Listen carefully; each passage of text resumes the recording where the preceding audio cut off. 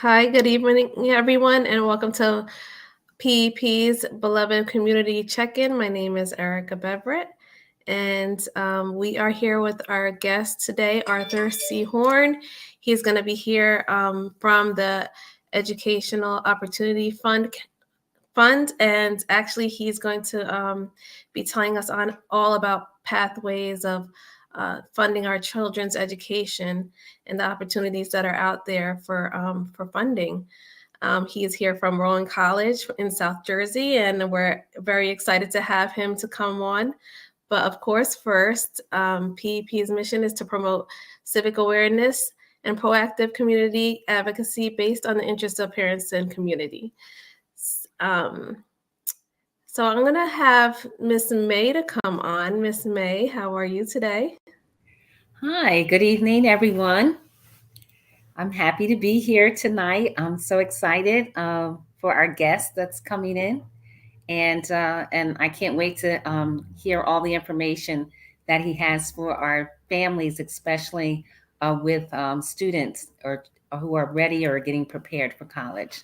So I think this is going to be a great evening tonight, and I'm sure he has some very interesting announcements for us that can help us navigate that. Mm-hmm. So that's So, Greater Bergen, I just wanted to share that Greater Bergen's Head Start Food and Nutrition Department um, visited Greens Do Good Hydroponic Farm to pick up butter lettuce, mhm. and they provided it to their program for the children to taste and to learn about and to bring it home. And that's what community partnership is all about. I just love the things that they're doing over there at Greater Bergen Head Start.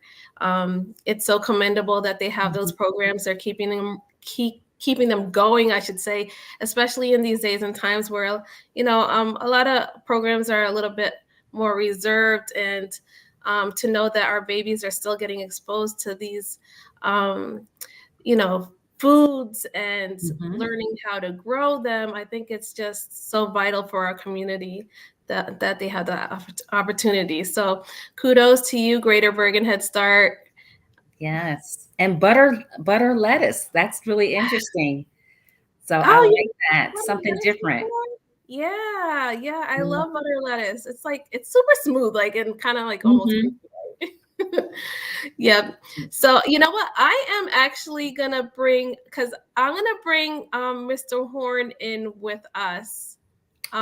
Um, because I know that you wanted to speak on um the Super Bowl little bit, right? And I think it'll be great to hear his take on it. I So, think Mr. that's a great Horn, idea.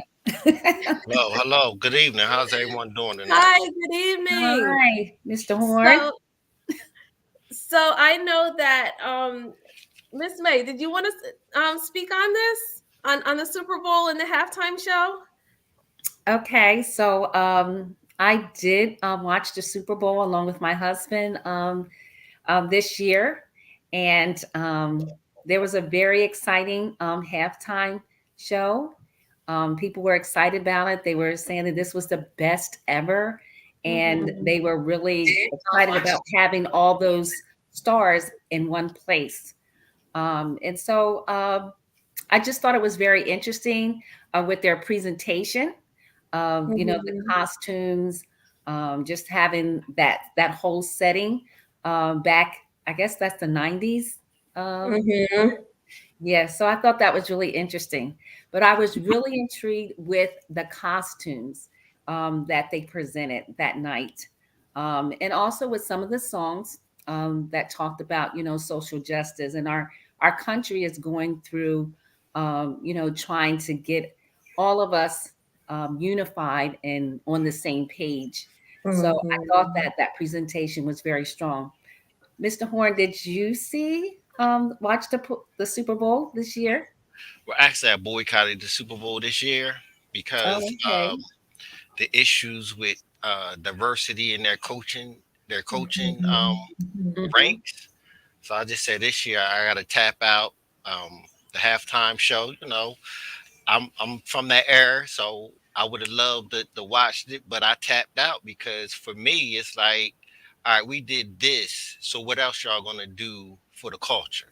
Like, Mhm. how are you gonna push that advocacy when it comes to the voting rights issues that different parts of the country going through? Even though New Jersey is kind of, we kind of got a stronger, respect for everyone's right to votes, but like, what other messages and what other things that those performers, entertainers, Mhm. going to do outside of just entertaining? Right. Mm-hmm. Yeah. So I know that one of the controversial things that everybody was speaking out on, and I saw an article pop up after you mentioned it to me, Miss May, because she was in the know more than I was in the know. So let's start with that.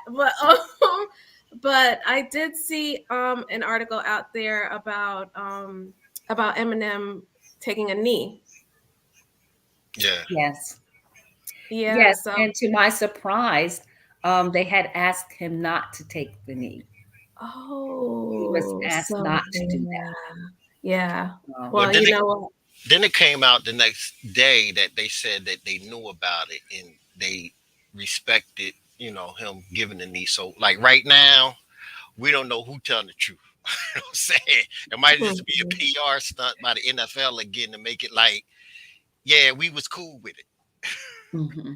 Yeah, you know what? You're right about that because they might have just fallen back. And then let's really just focus on the fact that we know that it all began with Colin Kaepernick, right? And him taking a knee um, as a protest against police brutality. That's what it was all about. It was about nothing else. It wasn't about disrespecting the flag or our soldiers or those that have died for us and our country. It was about police brutality, period.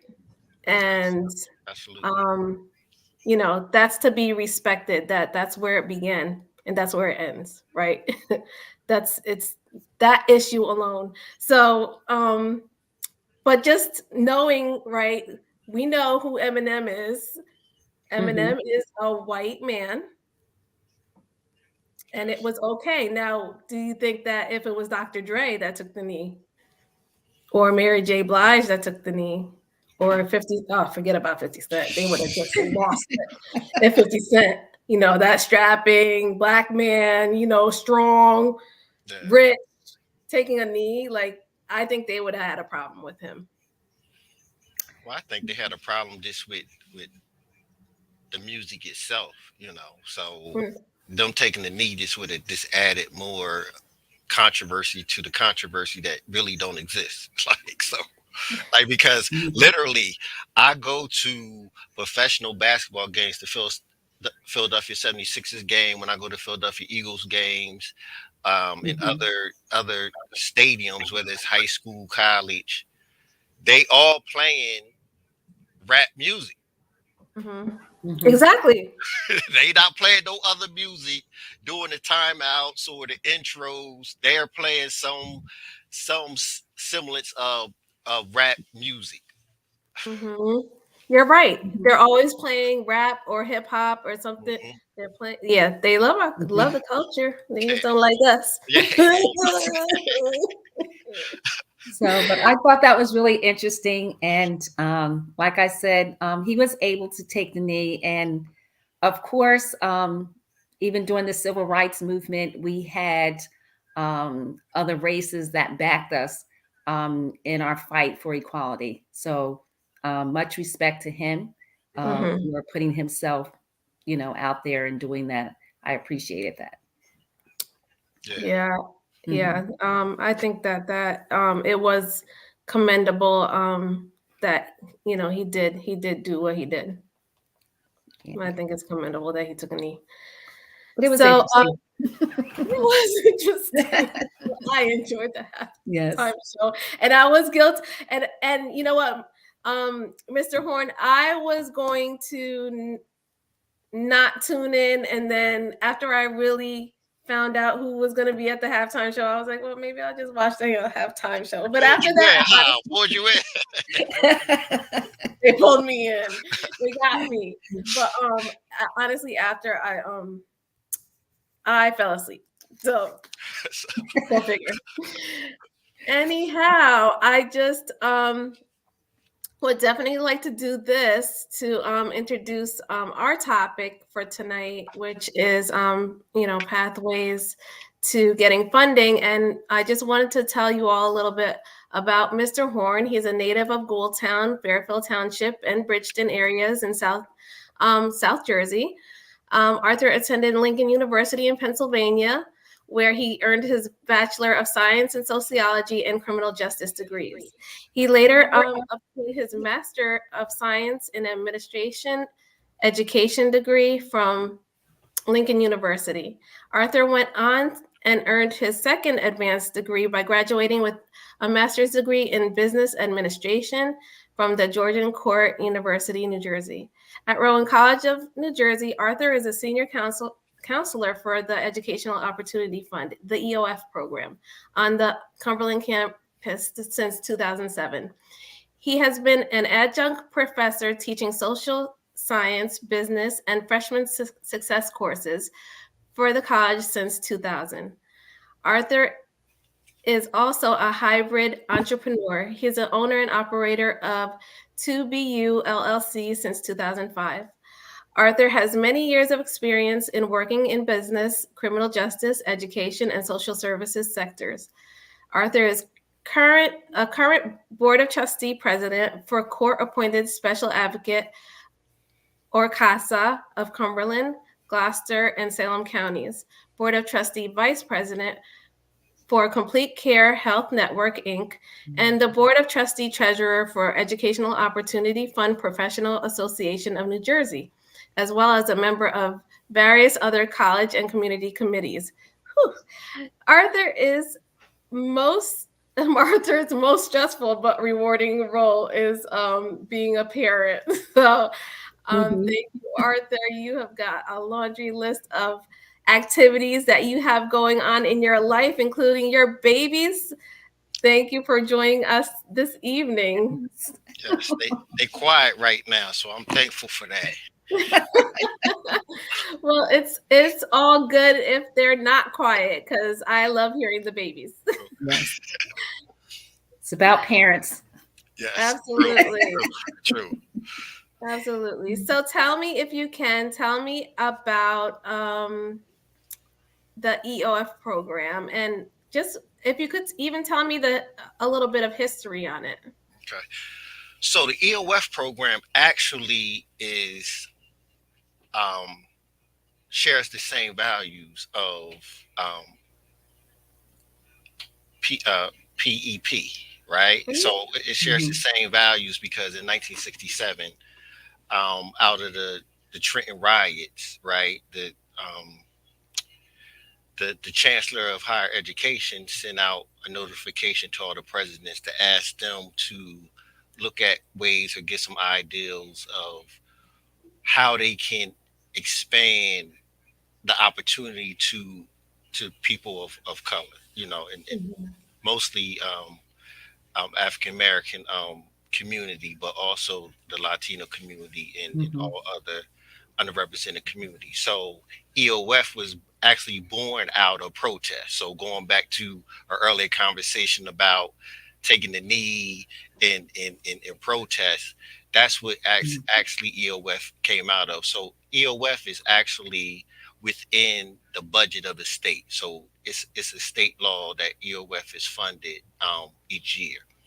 So EOF operates in a matter of really first generation students or students that's educationally and or financially underrepresented or have barriers, educational barriers or financial barriers. So from that, throughout the state, each college has an educational opportunity fund program. Those particular programs work with students. Most of the programs have summer programs that lead into the fall, spring programs. So it's a very comprehensive program for students across the state. That's interesting to know because I didn't. How about this? I never even knew that there were riots in Trenton. Like I've never heard any I mean, stories. excuse me, it was in Newark. It was in Oh, it was Newark. in Newark. The Okay. riots from Newark that spurred Okay. the growth or the birth of educational opportunity funds. Excuse me. Oh. So people in Trenton, I corrected that. It was in Newark, New Jersey. Yeah, because we have a big Newark following. Shout out Yes. to Newark.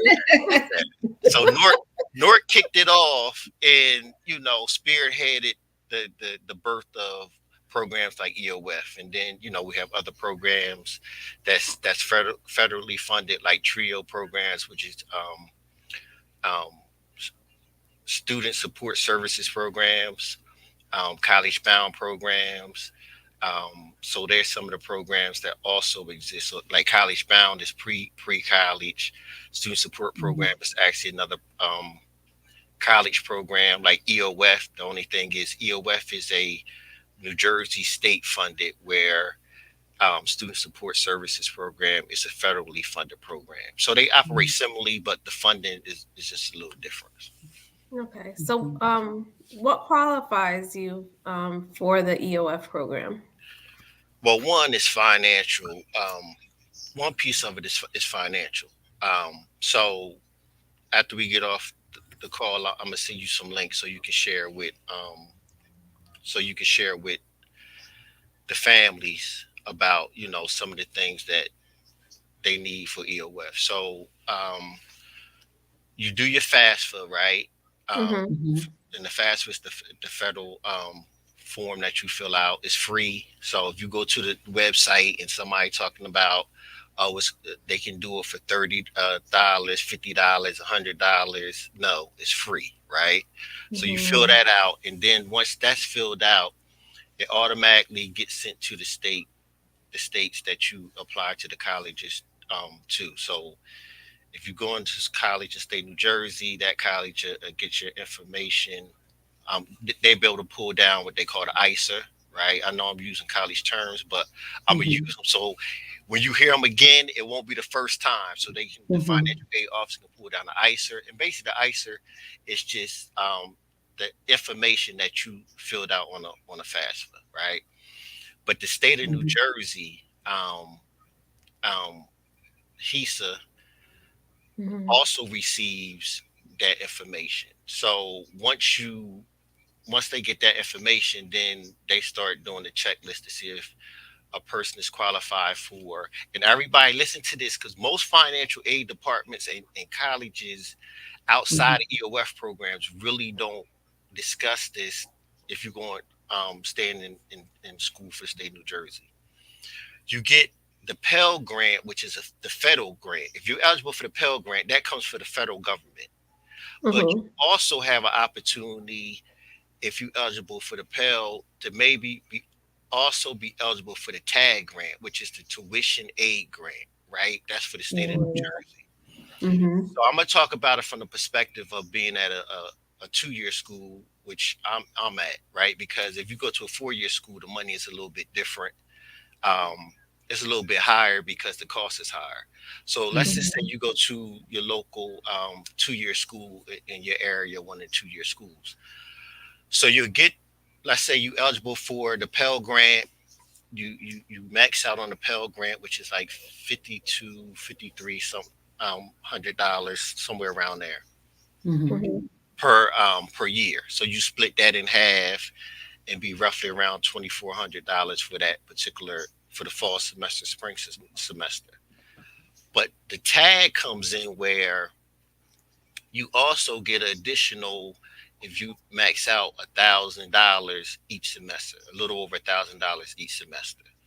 So that's roughly, excuse me, that's roughly like $3,500 just for that one semester, right? So if you go to a 2-year school, like that's really for most of the 2-year schools, you literally paying nothing, right? And maybe have your books also paid for. So, but most of the time, people may get the Pell Grant, but no one talks about the TAG grant, and it's the city. Mm. So, for all the parents and the students that might be on tonight, one of the things that is crucial for you to start doing, and over the last 2 years, the pandemic, I think, has escalated our awareness. Check your email. Like if you signing up doing your FAFSA and you got an email already, but it's always getting all this spam mail or you getting all these different types of, you might want to just create a new email so you'll just have that email that Mm. comes in and it's clean and everything that's coming in is about college, right? Mhm. So once you get really technically, once you get um, accepted to a school, you enroll in a school. Most of the time, most institutions send you emails like, check your portal for additional information you had to submit. Even when it comes to HESA, sometimes they send emails. You may get a letter sent to the house, but Mhm. after your initial first letters, they might, most institutions don't send after your acceptance letter. They may, use your email. So make that part of your daily routine. So once you get that email from HESA, you still got additional information you might have to submit to HESA um, at, into the college, right? So because I submitted something to the college, doesn't mean I don't still have to submit something to HESA, right? So just be aware you may have to submit similar information to both sources, right? Um, so just be aware of that because a lot of times people it comes to their mail, I mean their email, but they just never read it. And when students come to my office like I ain't getting nothing, I said, all right, take out your phone, go into your search. Now put in the college name or put in HESA, and they're like, "Oh, I got like 5 messages." I'm like, "Yeah, you got 5 messages." Just So just make sure you look at that information and keep tabs of it. And another thing is, once you start doing your paperwork, print stuff off, make up a folder, and have all your information in that folder, right? Because the thing you need to do now, if you are planning on attending, say, college, starting this summer, if you get into a summer program or the fall, you're going to need your 2020 tax information, right? The FAFSA. Now, keep that tax information in a folder because you're going to need to use that for 2 years. A few years back, the federal government changed the way that they what information they use. So you're going to use the 2020 tax information or 2020 household financial information. So if you didn't file taxes, you get Social Security, you get disability, child support, like all them documents you're gonna have to eventually get for the 2020 for the year 2020. So compile all that. I tell people get a folder, get your little, college folder, and put all that information in there because you're gonna need it for 2022, 2023 academic year, 2023-2024 academic year.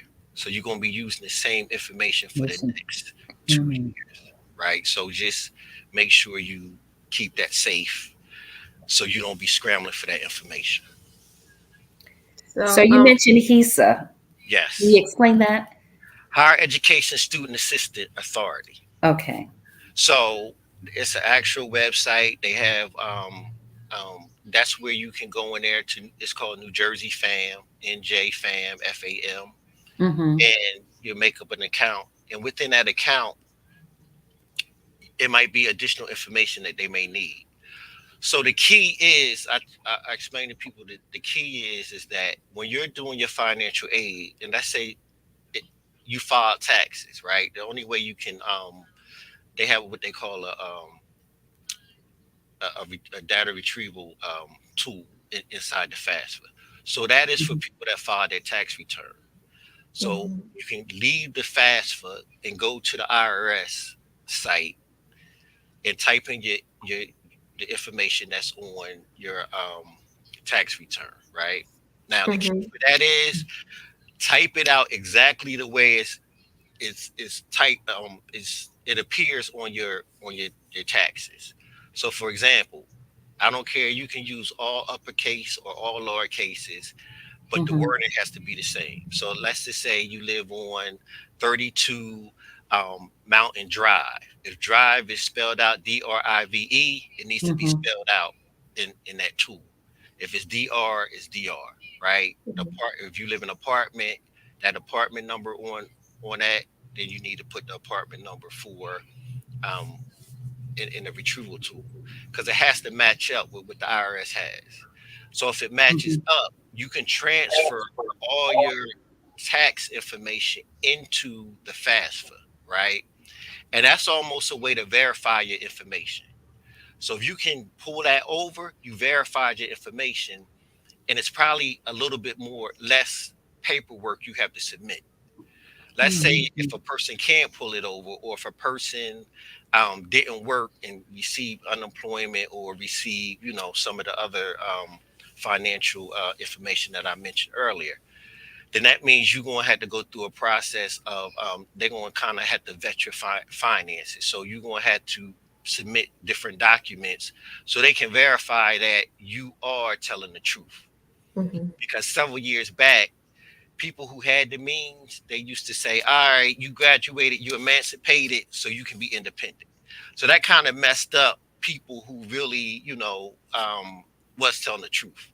So now everybody has to go through that process, maybe a verification process, if you um, didn't file a tax return, and or if you couldn't pull it over into the from the retrieval tool right into the FAFSA. So Mhm. again, make sure you have your paperwork right. The other thing is that most time they don't mention is that if you are in foster care, you can be vetted to be an independent student, right?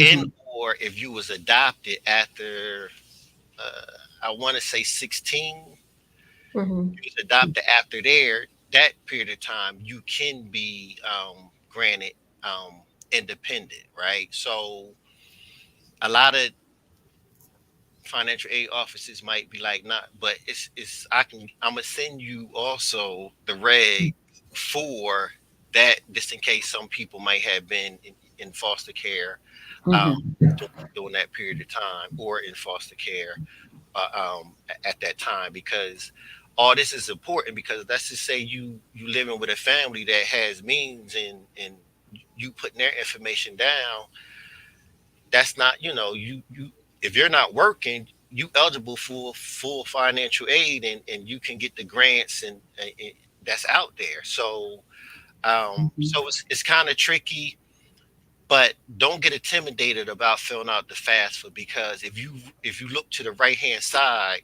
they tell you what line to go to look at when you're doing the FAFSA from your tax return. Like Mhm. if you can't pull it over, so it's simplistic. The longest part is literally signing up and getting your password. That's the longest part. So don't Mhm. forget that password, because if you forget Right. that password, that's going to take you 15 minutes. The FAFSA might only take you 10 minutes. And after you Okay. do it the first year, all the other information, when you do it the following year, well, not even the following year, it opens up October 16th. So once you start school in the fall, summer or Mhm. fall, October and October 1st, excuse me, at the October 1st, start doing your FAFSA for the following fall so you can Mhm. get it in and get it out the way. Okay. And once you do that the second year, all you're doing is verifying the information, and now you just go on to the finances, right? So just think of it that way. It's also going to ask you in the FAFSA, do you want to answer the questions? Like it's like three questions. One is, how much money do you have, right? So let's just say they want to know, like, in the shoebox, in the mattress, in Mhm. your pocket, in the bank. So, some people might say, all right, I got $2,000 in my checking account. So the question that you had to ask yourself is that $2,000 For bills. going to stay there in the next 5 days? If the answer Mhm. is no, you don't have $2,000 in the bank. You Mhm.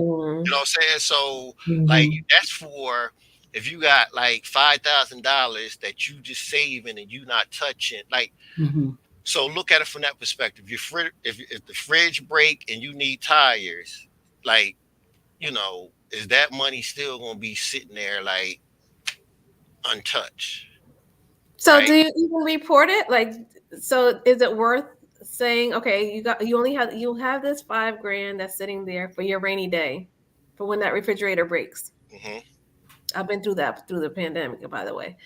My refrigerator broke and nobody was shipping or making anything. But anyway, if you have that $5,000 and let's just say you have an emergency and now you got to take that money out. Are you like, what do you do? Do you report that money even, or do you just like say no? I mean, I tell people, even if you have $5,000, 2,500 of that money is probably going to be used within that year. So, I Mhm. mean, you can report like I got 2,500 because I know taxes coming up Mhm. for property tax, whatever. So this money is actually going to be used, or this summer we're gonna have to get this new heat and cooling system for the house. So you already know that that money is going to be planned out. It's just sitting Mhm. there until you get to the point of, all right, we can do it now. So Mhm. so legitimately, and you're not lying, like that money is already planned out. It might be in the bank, but it's not, just sitting there, gaining Mhm. um a point two a 0.02% interest Mhm. of 2 cent at the end of the month, right? Exactly. So so it's basically for, like, if you just got money that you saving up, or you got money you saving up for for their college, then Mhm. yeah, you report that money. Um, so, and then the other two questions is, do you have, real estate, you renting real estate, and Mhm. then if you have a business. Mhm. So they're the two things that the three questions that, it gives you an option. Do you want to answer these questions? If you say no, then they might ask you to prove, they can ask you, can we see your bank account statements, da da da da. So Mhm. all that information could be asked for, because one of the things financial aid offices don't want to don't want to be put in a position of is that when the state or federal government may come audit their files, they want to make sure their due diligence was done to say this student was eligible for financial aid, or Mhm. Mhm. or eligible for these loans, or whatever. So they want to just do their due diligence. So I'm just telling you now, and if anybody in financial aid on a call be mad at me, it's going to be a pain. Like, you want to hand stuff in, they might say you didn't, so make sure Mhm. you keep a copy of everything you submit, whether Mhm. it's on the portal, whether you go up there and hand it in. um, have a little checklist, submitted this on such and such date at such and such Mhm. time, right? So you make sure you document. And so if you got to pull back your records out and say, nah, we submitted that, right? So make yourself a checklist. So we submitted this. So to make sure, especially if you hand it in, like, if Mhm. it's no submitting it through the portal and you hand it in, make sure you might ask, excuse me, can I get your name? So I could just write down, I handed it to Mr. Horn, such and such date, such and such time. So like, this when I handed it in. And this is what I handed in. So dealing with Mhm. humans, a lot of paperwork coming through. So if you handed something in, always keep a copy Mhm. and hand it in. Mhm. So that's some advice, because it's going to get frustrating at a certain point, but don't let that deter you from if you're eligible for getting grants to get your grants. Mhm. Exactly. Also, when we talk about financial aid, most people think financial aid is just grants. Financial aid is also package is also loans, right? So if you got to take out Mhm. loans, you still got to do the FAFSA, right? You still got to submit the FAFSA, but for the loan part, you have to go on to the federal loan website and do this what they call pre loan, where you answering questions, you understand the process before you get the loan. So, but basically, what they want you to know is, are you getting this money? This is how much money you're gonna have to pay back with interest. Do you understand? Mhm. And once you go through that process and click off and you sign off, then they letting you know, like, all right, we got this document saying you went through the process, right? So Mhm. we want our money. Don't I know it? Yes. Don't I know it? So, the FAFSA link is in the chat for anybody that needs to know what that is, and it's up here on the screen. It's fafsa.ed.gov, so that you can fill out all your paperwork there to get notification of what you're eligible for. So I know I did see if you have a maximum gross income and it's only yourself. Let's just say most families have about 2 to 3 people or four. So for 2 people in a household, let's just say it's you and mom, the maximum gross income would have to be $34,840. So specific. Um, yet the I guess it's not to exceed, the cap is not to exceed $6,968. Can you explain that? The So max cap calculation? What is that? for EOF, right? So you read off, let's just say a family of four, gross income can't be over 53,000, right? Mm-hmm, mm-hmm, So the cap is 10% of our um, 10% of our students that we bring into the program. Only 10% can exceed that $53,000 of a household of four, right? So let's just say we have room. You made $56,000, right? mm-hmm. You over the cap, but because we still have room under that 10%, we can bring you in. Oh, so even if you have like so that's where it comes in. Like we need to hear these things because a lot of times, you see those numbers and you're like, I'm not eligible. So like forget it. Like, Yeah. you just kind of like bow out. And no, we need to just still push, fill out those forms so you can see what you're eligible for or what's out there because a lot of times now, even right now during pandemic, there's so many other so much more funding that's coming in, right? From all Yes. avenues. I mean, philanthropy work is like going crazy, like people are just giving. Yes. So, please like take advantage of those opportunities that there might be opportunities out there that you might not even know are there. So even for a student that may be undocumented, they Mm-hmm. they not eligible um, for the Pell Grant, but the state of New Jersey has um, grant money for them that they can qualify for. So Mm-hmm. that's why I put in the chat the HISA's website, because they can go onto the website and they can fill out the information to see if they eligible for to get see if they eligible to get some of the money. It's called the New Jersey Dreamers. So through the New Jersey Dreamers, if a student undocumented, they can fill that out and see if they can get some grant money. Now the thing about the Dreamers that might scare some people off is that their parents got to submit like an affidavit, I believe.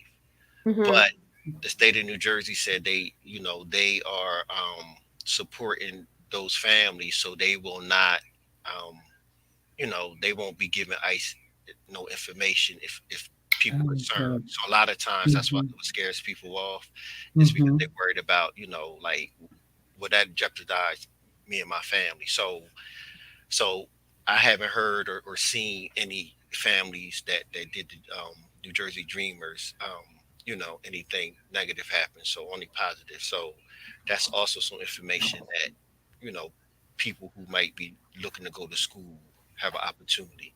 And also on the HISA website, you have loan information that, state loans that people can qualify for. um, Mm-hmm. if you're going to a 4-year school, the likelihood is you will have to take out loans, because if you stay on campus, the cost is more. Mm-hmm. Mm-hmm. So that kind of gets into, um, the student is eligible for certain loans by themselves. But if it's not enough, they might need what they call a Parents Plus loan.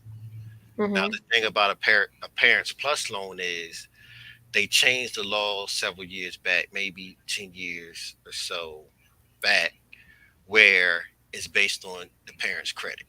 So some people Mm-hmm. might get denied if their credit not strong. So just be aware that Mm-hmm. that is based on the credit.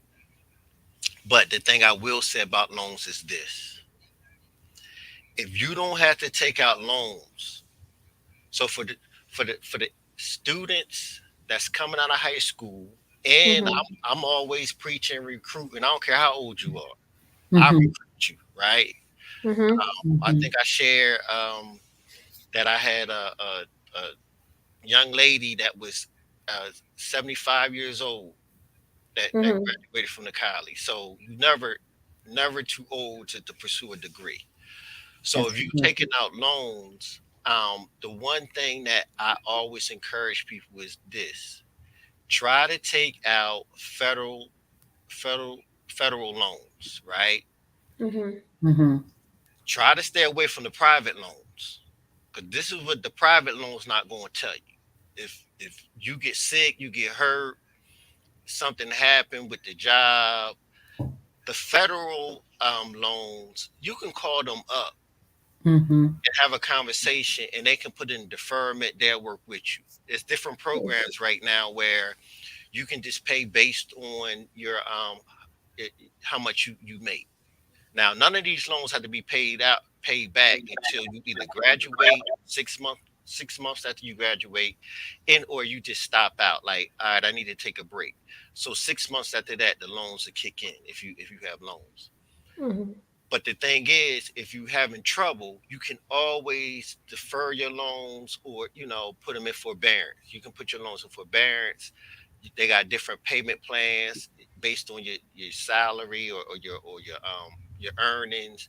So they have different things. The private loans, the banks, the credit card companies, these other companies that's coming out with, we get help, we get you. They don't care. They want Mm-hmm. their money. Mm-hmm. They like credit cards, and like, they want their money. So, Exactly. for instance, like, I was listening to NPR a podcast one day several years back, and they were talking about student loans. A lady's son died at the age of 25, and they had private loans. They had federal loans and private loans. The Mm-hmm. federal government said, "Listen, just send us the death certificate. We'll wipe them all." Right. The private loan said, "Because you're a co-signer, we still want our money." So they don't really have empathy. So just be careful about getting a private loan. Yeah. Way to keep us in debt. Yeah. Mm-hmm. And Any way possible. if you're not for sure college for you, not because I work at a 2-year school, Mm-hmm.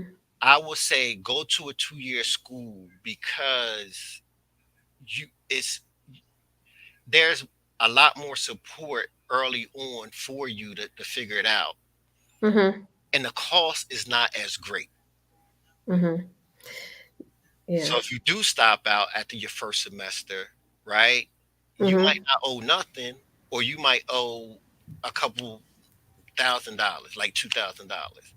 If you Mm-hmm. go to a bigger school and you stop out, you can owe 7, 8, 10, depending on how much the school may have cost for that semester. So if you're not for Mhm. sure, you shaky, or start there. You can always transfer. Yeah, yeah, I like that Mhm. idea. I think right now a lot of young people are taking that route to go to the 2 year, opting for the 2 year and then moving transitioning on to a 4 year if that's the route that they want to go. Solely based because on the amount of debt. I know right now my son is a senior and he's also looking to go to 2 year. He's been accepted to universities, yet he's like, "Ma, that debt," and you know, He's smart. He's smart. You yeah. raised him. You raised him right. um, but I know that there are grants and scholarships out there that he has an opportunity to be eligible for. Yet he's still telling me, and maybe it's just that whole transition between that high school to college. It might be too much to go to university. I think that he might need a little bit more time to transition. So also think of Mhm. it this way: you go to 2 year school. Your GPA 3.7, 3.8.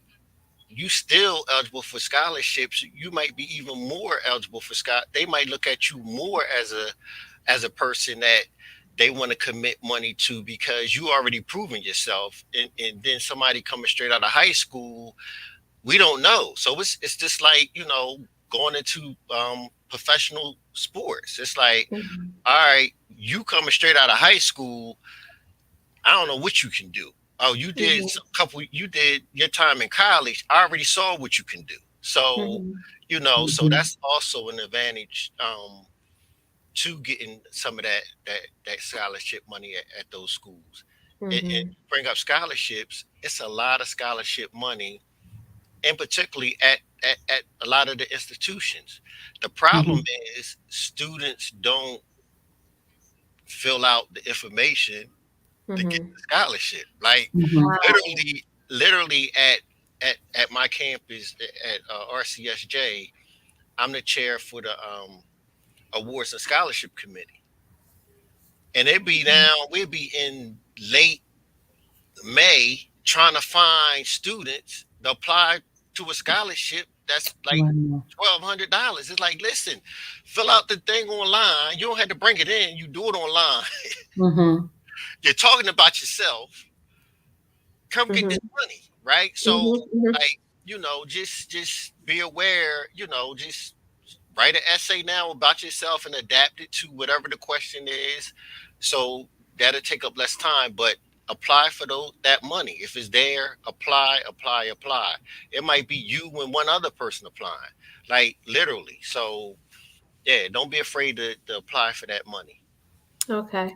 We have one of our parent champions is here with us, Miss Elise. Hi, Miss Elise. How are you? I'm How you fine. doing? How are you? Good. How you Hi, doing? I'm Elise. fine. Good. All right. I know that it looked like you had a question that you were ready to go. Miss May, tell us what was your question? Yes, I wanted to know, do they still have programs like school counts that pays like for the first 2 years of college? Do they still have those programs available? Yes, those programs still exist. So they still exist.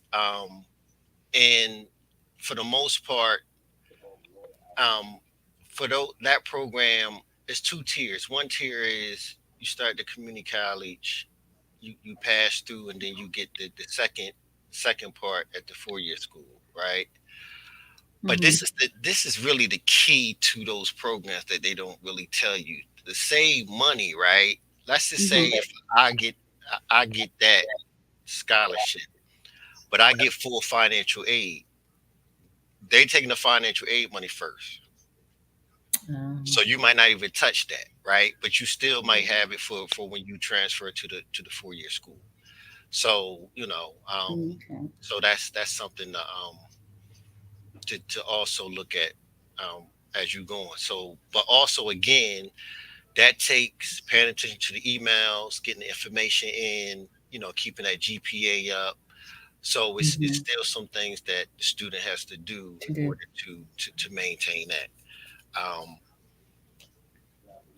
so it still exists, and there's some other money that the state of New Jersey, Governor Murphy, been um, um, doing a pretty good job of finding ways of adding money to for students and Mhm. help families get into school in New Jersey. So yeah, so it's the opportunity is there. Okay, so we have a couple of comments on Facebook, and one of us was from Dexter. He's a PEP champion, and he said, "I'm alum from EOF at Trenton State College, summer of '88." I tell them we gonna come out. The professional association gonna be adding some membership, so we be reaching back out. Oh, great.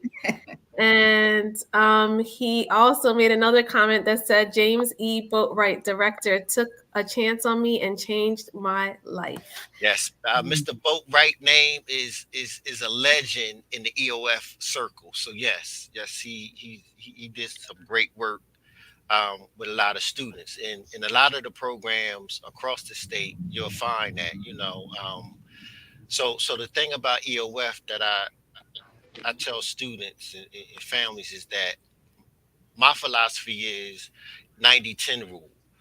We will help you with 90% of your higher education needs or Mhm. understanding, because our goal is to train you to understand the information. So the next year, only thing you doing is telling me that I did it. Can you check it? Right? Mhm. That's the Mhm. goal. The 10% is up to the student. Go to class and pass. That's all I'm asking you. Go to Mhm. class and pass, right? The 90% is you be engaged with the program, do your minimum. Most programs across the state, you got to do a workshop or two workshops, with Mhm. workshops that's helping you, right? Mhm. And a lot of the workshops when we in person, we have food. Like it's other benefits that you get. You get swag bags. So like be engaged. The more you engage with a program like EOF, the Mhm. Mhm. more benefits you're going to get as a student, right? Because when you don't know or don't understand, students typically outside of EOF programs or even TRIO programs, they got to figure it out on their own. And sometimes they can get frustrated. With Right. EOF, you might have a advisor or a counselor, but you've really got a whole office, right? You got a whole office that's working on your behalf. So you got a team that's helping you through this process. And as long as you connect and I'm struggling, come in, let's talk. Like right now, I see my students on Zoom. Like, you don't feel like coming in, cool.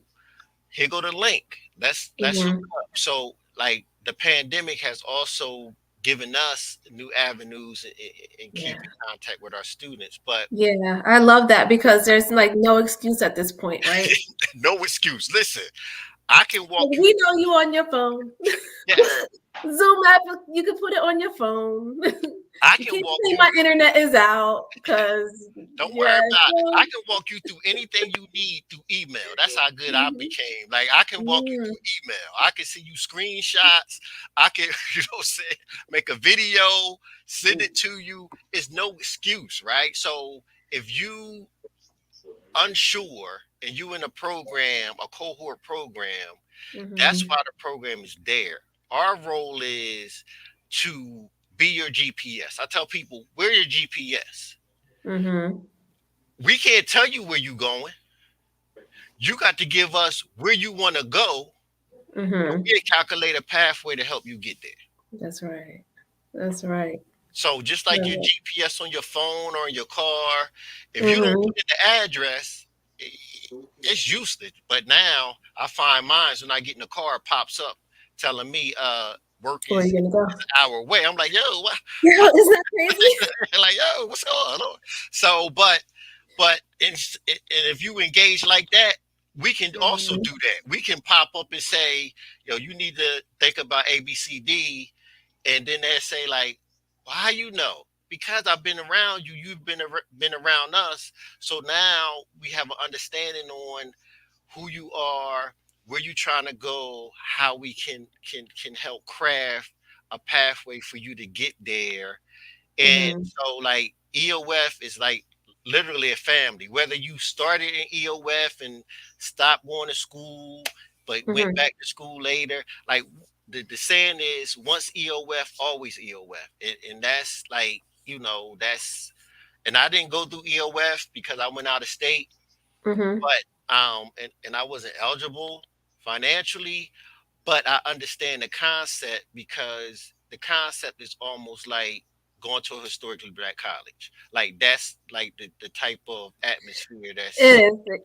They definitely wrap around you because I was actually a part of the EOF program that gave me my first college experience on campus. So in 1995, I went to Kane.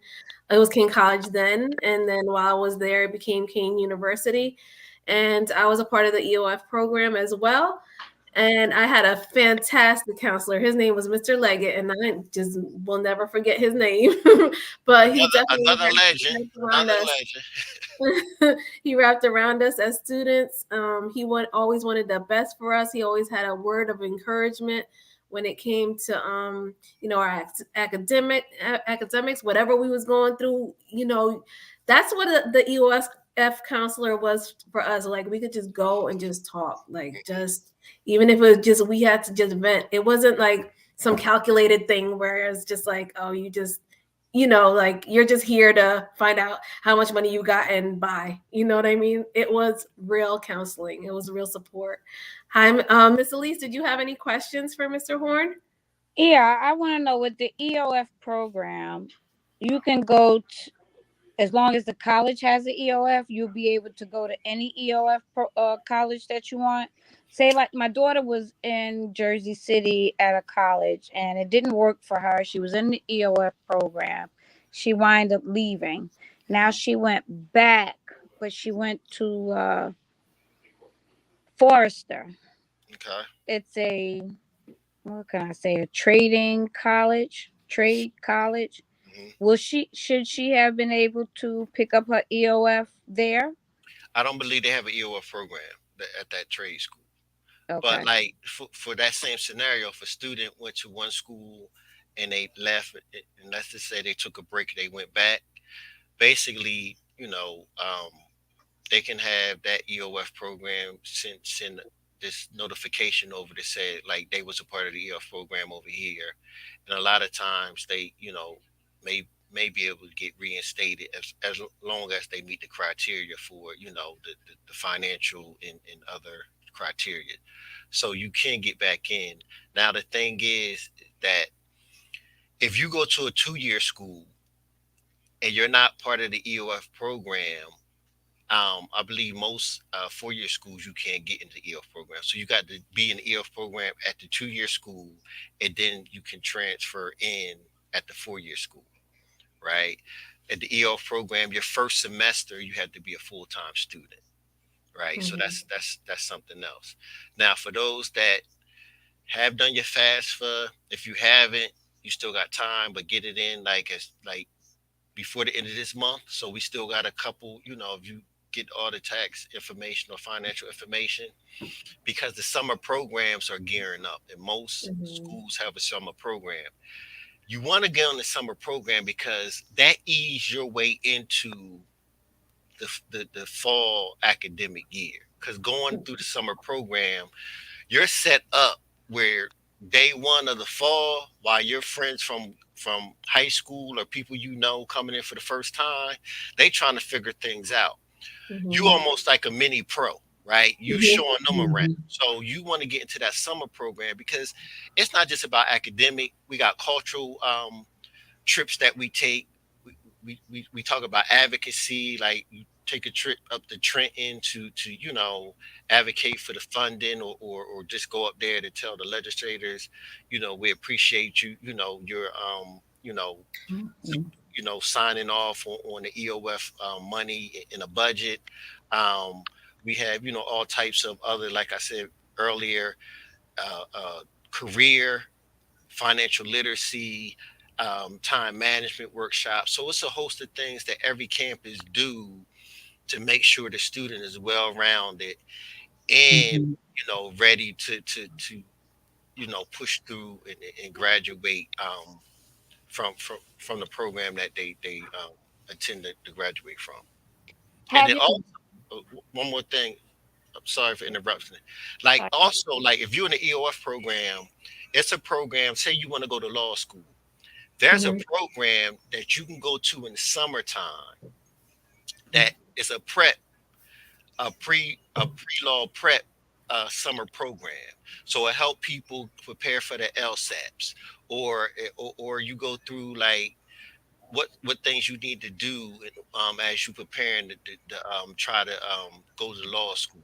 So even those programs, we got a science program that one of the colleges run during the summer that EOF students eligible for. So you also have other programs outside of that you can go to that's free. Right? Mm. Mhm. Yeah. Sorry about that. So I'm sorry for interrupting. No, no, that was my fault. Have you guys have ever taken uh started doing juniors and seniors? Have y'all ever taken a freshman or a sophomore and coached them all the way up to their senior year? Yes. Like from their freshman year of college all the way through No, their freshman year of high school. high school. No, so those programs are like the college bound programs. So they work with the high school students. Um, but those programs are like if students going through one of those programs, they like get preferential treatment to be ushered into the EOF program. So that's like a brother sister program in the high school and come through. Now, one of the things we trying to do more, I guess, from a EOF across the state is engage more with the high schools and the families early on so we can kind Mhm. of have those conversations with them Excellent. the Mhm. system and getting the information they need, right? So, like, we kind of know what you need. So, we're trying to be more proactive in working with the high school um, community a little bit more, even though we can't bring them into our program. But, like, it's goodwill. We giving, like, for me, um, I'm blessed because on my campus, I've been working with the teen center that's housed at Bridgeton High School. So since I'm on the board for Complete Care, one of the social worker for the program had asked me, "Will I come volunteer?" Because they didn't have a male to run the male group, and I'm like, "Sure." Like I'm at work. Look, I'll be back. I'm going to recruit, right? So Mhm. Mhm. so I'm supporting in that way. So every this year, every Wednesday at 11 o'clock, I'm at the high school with my male group, just having conversations and talking about college, talking about future. So just to get them in the mindset of listen, just do your work now. Like the battle is like, are you caught up in your work right now? Like so, Mhm. like Mhm. in Mhm. there, right? And talking to them, maybe giving them some encouragement that also helps the relationship. So if they're ready to come to college now, they got me that they if they don't want to come to RCSJ, they want to go to, one of the other schools. Hey, I can help you set up, help you connect with the EOF program Right. directors or the counselors. So that's something that I think as a whole that we're working on to be more proactive within in the schools across the state. Mhm. Well, that's good because I was looking at um how soon, once they start ninth grade, how soon should it be okay for the child to start in those programs? Like right when they get there, right at the first couple of days of school, do they start looking for those programs that can help coach them all the way through to their senior year to prepare them? Or is it a certain fall versus spring versus? So what I say is this: every school district is different, as we all know, and every community different. But the one thing I do know, like every school has some type of in-school type groups. So I encourage the students to be a part of one of those groups, right? Let's get connected that way because that'll help them academically. But also, what what group outside of the school in the community that's doing this type of work, right? So let's connect with that group. And so now we have a comprehensive in school, out of school, right? So we got Monday through Friday. Then most of the community programs got some type of things in the evenings and on Saturdays.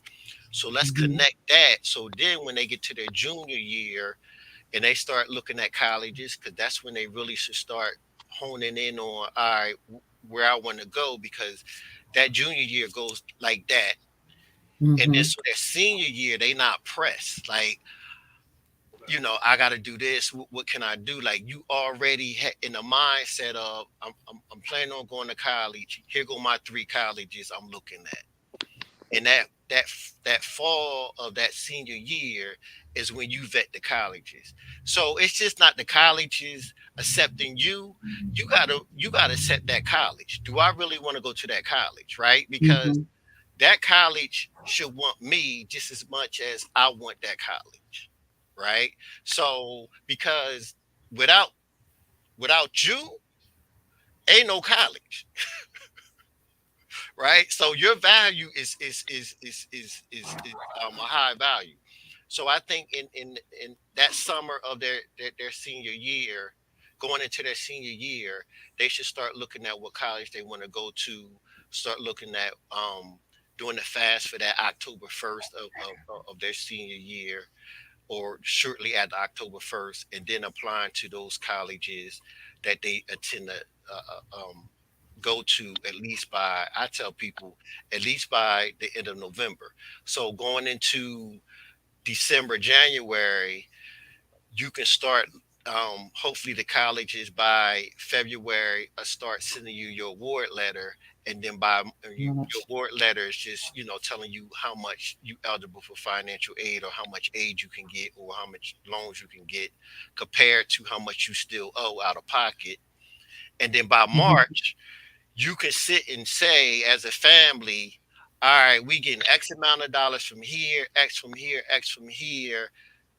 We got to come out of pocket for these two, not out of pocket for this one. So now all through March, you can make a informed decision, because due dates probably in April for deposits, or if you're going to, if you're going to attend that college, they start wanting a deposit. So if you're going to stay on campus, so give yourself that whole summer, fall, and then by April, the student can be ready to go, financial aid done because all the paperwork has been submitted.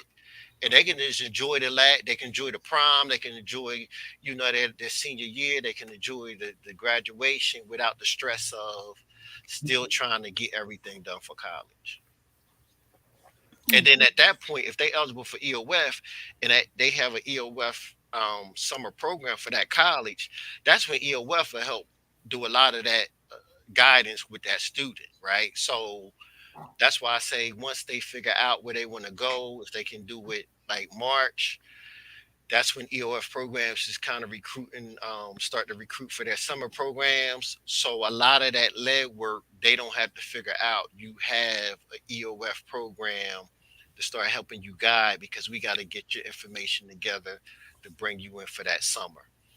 And even for students that's coming in that fall, if we can get you together so we can bring you in that fall, we try to work on it as early as possible. Great. Now, do they help with other things like laptops, books and all that, or is that part of EOF? We used to, but we can't really do You books don't no do that more. anymore. Yeah. But now most colleges, because of the pandemic, they starting to go to digital books, which is cheaper. So a lot of them is Hmm. already in the price of the class, Oh, okay. from some instances. So that's why getting scholarships, or in getting so with EOF, you do get your, like, if you get to Pell, you get the tag, you also get a stipend from EOF, right? So you get additional funding for EOF programs. So you might get amount change, but like for our institution, it's like $560 some um, each semester, right? But also the beauty about EOF that most other programs can't do is that the state has typically over the last several years has offered where EOF programs can apply for winter funding, meaning that a student can take a winter class and they don't have to come out their financial aid. EOF can help them pay for it. And then summer funding, um, usually programs may submit for summer funding so students can take a class in the summer Mhm. and EOF pay for it. So that's like some of the other benefits that as an EOF student you get by being part of the program. So, we have a lot of different little goodies that we get our, like we spoil our Mhm. students. Let's just be honest. I'm gonna be honest with you. We spoil our students Mhm. sometimes to a fault, but they deserve it. You know what I'm saying? They deserve it. They putting in the work, and so we want to honor them, with that work. And before I forget, one of the things for the family to consider, y'all heard of FERPA, FERPA. So it's the No. Mhm. family educational rights and privacy, right? So most people don't know about it, but just like HIPAA, where you have your, laws protecting your privacy for medical, it's some it is some cross section between HIPAA and FERPA. But FERPA is for K through 12 and for higher education. So I suggest to parents and guardians have a conversation with your young person that's going to school. And even if you're going back to school, it's good to have FERPA on file because FERPA is basically, let's say a student staying on campus, something happened to him, right? The college is really not, um, really don't have to tell you what happened because they can just go on. It's the student's privacy, right? Because you're only used as a parent for a person that's 24 years and under. We need your financial information, right?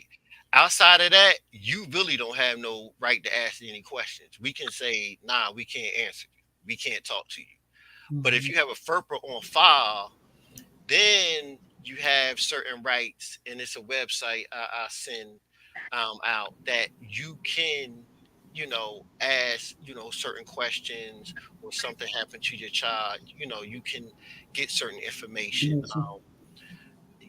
answers to some of your questions. But without that, then they can't. Now the only thing is your child has to be willing to, let you be a part of that, that process. So Mhm. don't be a helicopter parent like always on there, right? Like, yo, so if you if you was on there and they took you off, yeah, you might want to say, yo, open up your portal because if they say I don't know what my grades are, yes, they do. Mhm. Because most colleges have portals. Open your portal up, and you don't need FERPA for this. You just need them to open Mhm. up the portal and go to the grade section, right? But get the FERPA. Um, I think it's I don't know. Some schools maybe every semester, or some schools maybe every year, but you got to do it at least annually. So Mhm. inquire about that as you whatever school your child is attending, just for